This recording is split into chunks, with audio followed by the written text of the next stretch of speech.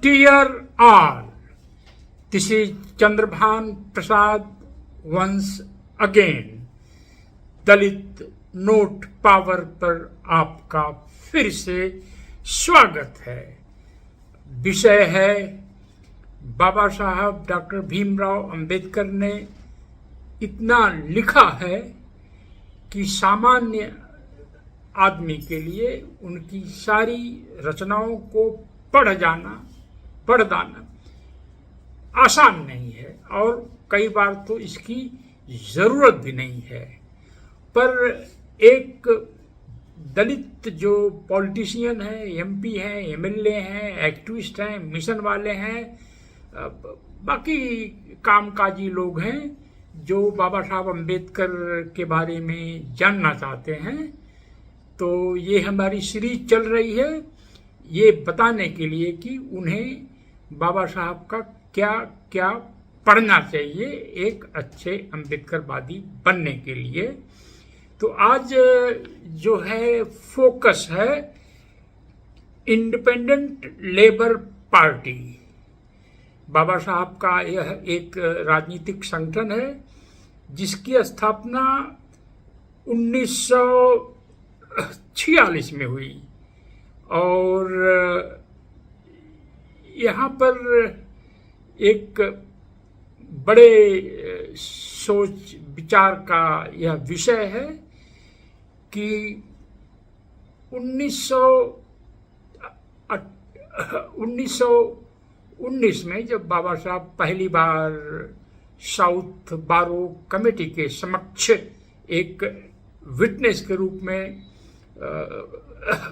अपने को रिप्रेजेंट किया, अपने समाज को, के बाद जो भी संगठन उन्होंने बनाए, अखबार बनाए, चाहे मूक नायक हो, बहिष्कृति भारत हो, संस्थाएं बनाई, बहिष्कृत हितकारिणी सभा आदि आदि, हर एक का एक डिप्रेस्ड क्लासेज यानी दलित यानी अनटचेबल से जो शीर्षक थे उसका संबंध स्थापित होता था।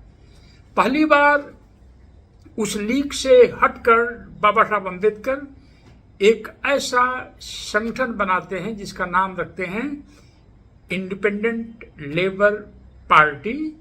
यह 17th वॉल्यूम में है, पार्ट 2 में, जो शुरू होता है पेज नंबर 413 से। इसमें मेरे हिसाब से जिस दलित ने इस इंडिपेंडेंट लेबर पार्टी के बारे में नहीं पढ़ा है वह कभी भी बाबा साहब डॉक्टर भीमराव अंबेडकर को नहीं समझ सकता।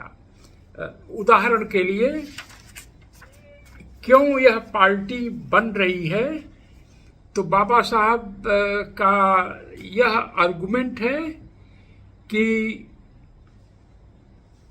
इसको बेस को अपने दोस्तों की सलाह पर वो अपने इस पार्टी को ब्रॉड बेस करना चाहते हैं, so as to permit political cooperation between the other classes and the depressed classes.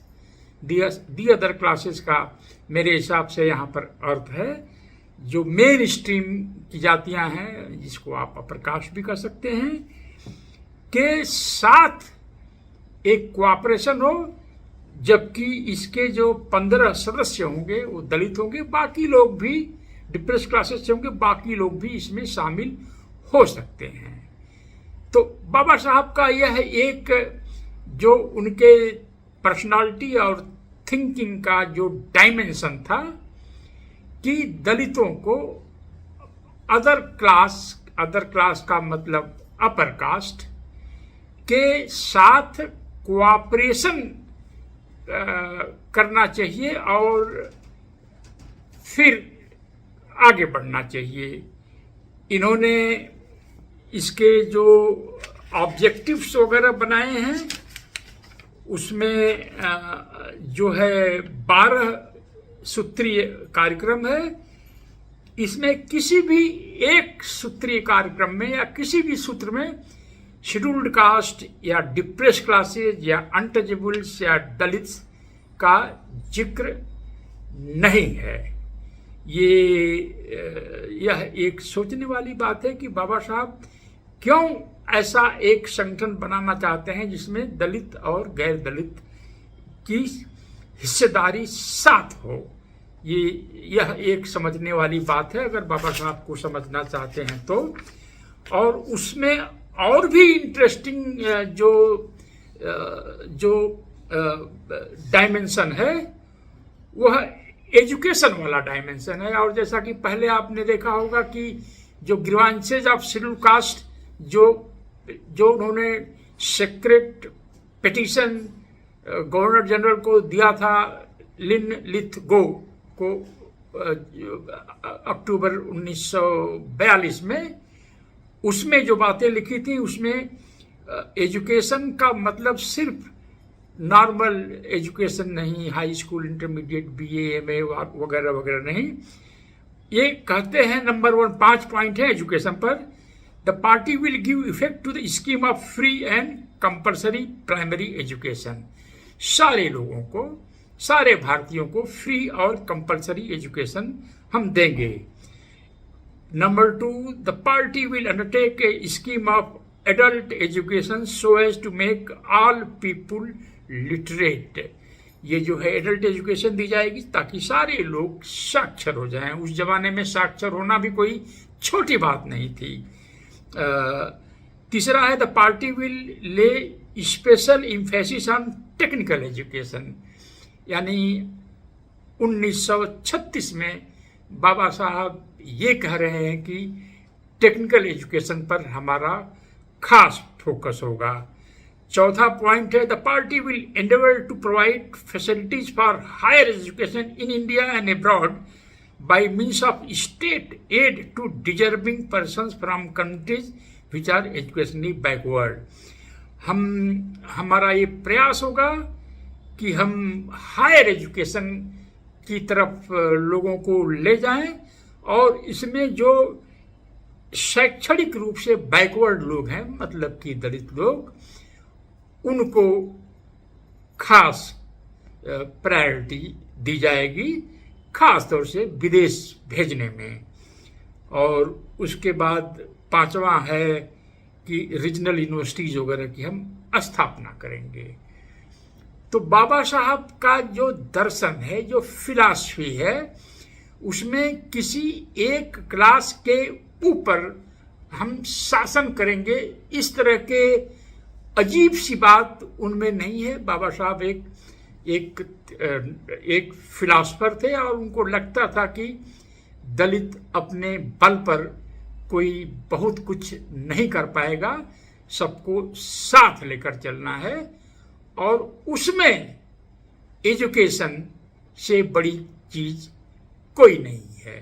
और जैसा कि पहले भी हम आपसे बातचीत में कह चुके हैं, पूरी दुनिया में एजुकेशन से बड़ा प्रगति का हथियार दूसरा कोई नहीं है। अगर दूसरा कोई है तो एजुकेशन के बाद उद्योग धंधा। पर यहाँ पर बाबा साहब इंडिपेंडेंट लेबर पार्टी के ये प्रोग्राम्स बनाते हैं जिसमें अदर क्लासेस के साथ हमें सहयोग करना है। दूसरा, एजुकेशन हमारे इस पार्टी का एक सेंट्रल बिंदु होगा। अब इसमें बड़ी हैरत की बात है कि इस इंडिपेंडेंट लेबर पार्टी का जो दस्तावेज है वह 17th वॉल्यूम में है, पार्ट 2 में। या फर्स्ट वॉल्यूम में क्यों नहीं आया, सेकंड में क्यों नहीं आया, थर्ड में, फोर्थ में, फिफ्थ में? तो यह एक सोचने की बात है। और ये वॉल्यूम्स जो छपे 17th, ये जो है छपे हैं 2003 में। तो 2003 में जो दलित अंबेडकर वादी बने उसमें बगैर इंडिपेंडेंट लेबर पार्टी के दस्तावेजों को पढ़े किस तरह के अंबेडकरवादी बने होंगे, यह एक प्रश्न उठता है। दूसरा प्रश्न कि इसको इतना क्यों लेट छापा गया, और तीसरा जो भी दलित डिस्कोर्स कहीं होता है तो उसमें दलित एक पक्ष है, फिर गैर दलित दूसरा पक्ष है, ओबीसी शायद तीसरा पक्ष है। कहीं न कहीं कंपार्टमेंट में ही हम अपने समाज को, देश के समाज को बांट कर बातें करते हैं, जबकि बाबा साहब एक सम्यक समाज जिसमें सारे लोग शामिल हों को लेकर चलने की बात कर रहे हैं। जो मैं कह रहा हूं कि 2003 के पहले जो अंबेडकरवादी बने वो इसको मिस करके किस क्वालिटी के अंबेडकरवादी बने होंगे। जहां तक मुझे मालूम है, बाबा साहब की रचनाओं में जो सबसे पॉपुलर जो ट्रांसलेशन हुए थे वॉल्यूम्स के आने के पहले, वो था एनहिलेशन ऑफ कास्ट, वो अभी 1936 का डॉक्यूमेंट है, और दूसरा था हु वेर शूद्रास। यही दो डॉक्यूमेंट अलग से बुकलेट्स के रूप में छपते थे, और ये दोनों डॉक्यूमेंट महत्वपूर्ण हैं, पर ये दोनों डॉक्यूमेंट समस्या की डायग्नोसिस करते हैं, उसकी मेडिकल प्रोसीजर नहीं है। हम जो प्रायोरिटी पर लिटरेचर आपके सामने रेकमेंड कर रहे हैं, उसमें बाबा साहब का वह लिटरेचर है जो आपके जीवन को डायरेक्टली प्रभावित करता है। एजुकेशन, एम्प्लॉयमेंट, स्कॉलरशिप, फेलोशिप, विदेश जाना पढ़ने के लिए आदि आदि। तो जो भी बाबा साहब को के व्यक्तित्व को, के विचारधारा को ठीक से समझना चाहते हैं तो इंडिपेंडेंट लेबर पार्टी जो वॉल्यूम इंग्लिश में है 17th पार्ट 2 में है, और पेज जो है 15-20 पेज का ये डॉक्यूमेंट होगा, 15 पेज का मैं समझता हूँ। अगले एपिसोड में हम आपके सामने बाबा साहब का जो एक बिल्डिंग और एक संस्था बनाने का जो प्रयास था उसके बारे में बताएंगे कि किस तरह से बाबा साहब ने अपने समय के राजा महाराजाओं से मदद ली, और उसमें शायद ही कोई दलित हो सकता है, कुछ ये जो है मराठा लोग रहे होंगे। तो यह वीडियो अगर आपको पसंद आए तो आप इसको फॉरवर्ड करिए, शेयर करिए, और संभव हो तो इसमें एक आइकन दिया हुआ है उस पर कुछ कंट्रीब्यूट भी करिए। जय भीम, जय भारत।